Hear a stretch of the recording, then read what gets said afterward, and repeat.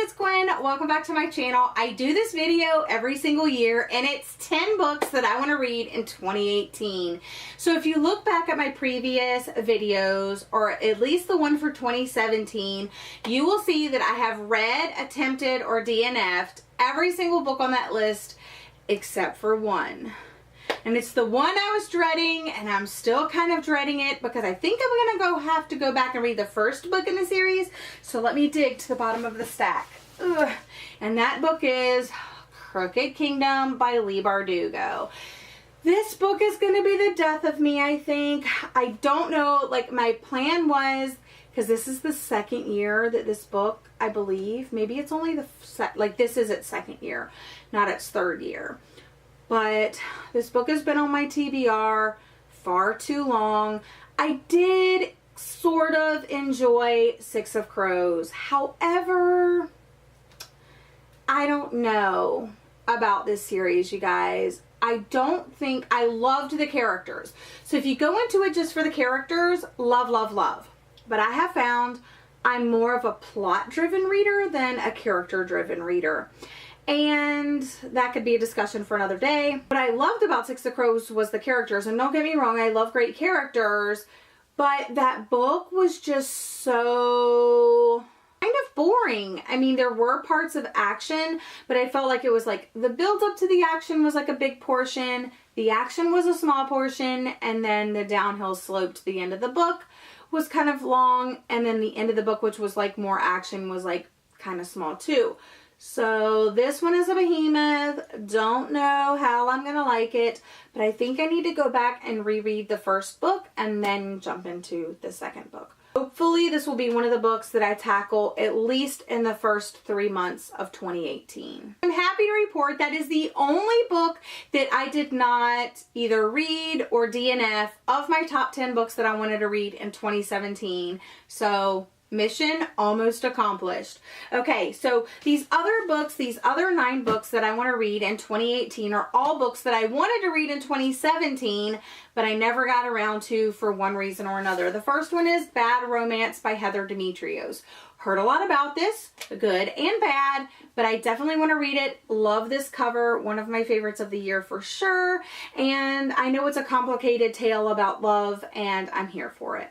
Another one that I'm really interested in reading is The Hearts We Sold by Emily Lloyd Jones. It's about a girl that sells her heart to a demon, and she kind of falls in love, but she can't because she doesn't have a heart, and I'm here for it. Again, sounds really cool. One I wanted to read this year, didn't get a chance, so I'm pushing it to 2018. I could put all 3 of these books on this list, but I'm putting the first one in place of the entire trilogy, and that is the Darker Shade of Magic trilogy. I recently hauled the 3rd and final book in the series, and I want to marathon this trilogy because this is one of those books that I picked up in the bookstore. I started reading it. I was immediately intrigued, and even though it is a fantasy, I think it's one I'll enjoy. I know it has different Londons and like traveling between those, and I've heard the characters are really great, and I need to read this series. This one is another recent, it was in my recent haul, but it's one that I've wanted to read since it released, and that is The Names They Gave Us by Emery Lord. If you don't know anything about me, I love contemporary. Emery Lord writes contemporary, and this is about, I think they go to like a Bible camp or something like that, but it has religious themes thrown in it. And next one on this list is, I haven't even hauled this yet, is Little Fires Everywhere by Celestine. This is one of the books that I picked up in the last couple of days with my 30% off coupon, plus I'm a member, so I was like 40% off. So I definitely want to read this, plus I was lucky enough to get a signed copy. I've been hearing high praise about this book from booktubers and book reviewers that I love and I trust, so I wanted to pick it up. I started reading it because I don't read like a lot of adult fiction, but this seems like something that I would really, really enjoy, and I do want to get into more adult fiction because I think I'm getting away from the YA a little bit. So yeah, this is on my list to read in 2018. Next is We Are the Ants by Sean David Hutchinson. Another one that gets a lot of praise here on BookTube. I know Alex loves it, and a lot of other booktubers love it. It's quite chunky, but it's like over 400 pages, but I heard it's really good, and it makes you kind of like question life and stuff like that. So I like books like that. The next book on this list is Sad Perfect. Again, I took the dust jacket. I removed the dust jacket. I want to read this one by Stephanie Elliott because it has to do again with mental illness rep. And I enjoy books like that. I like spreading the word. I like supporting authors that write about important topics like this. It's one that I really want to read. Emma Books talked about this a lot, and I think I'll really enjoy it. But I never did get to it in 2017, so I want to try to read it in 2018. The Song Rising by Samantha Shannon. This is the third book in the Bone Season series. I think it's going to be like a 7-book series. I went through so much freaking trouble to get this copy, and then I haven't even read it, which is embarrassing because it's one of my favorite fantasy series. This is it's an adult fantasy series actually.